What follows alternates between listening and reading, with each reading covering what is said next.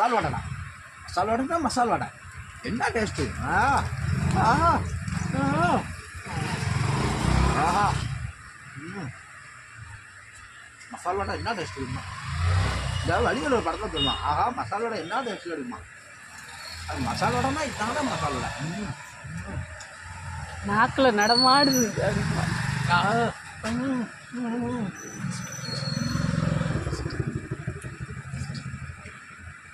இது பூஸ்ட்டு சுமாராக தான் இருக்குது.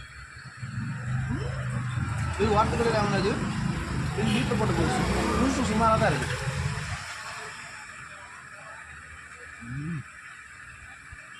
மக்களே,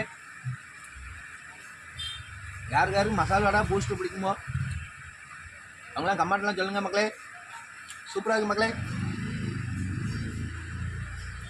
நன்றி, வணக்கம் மக்களே.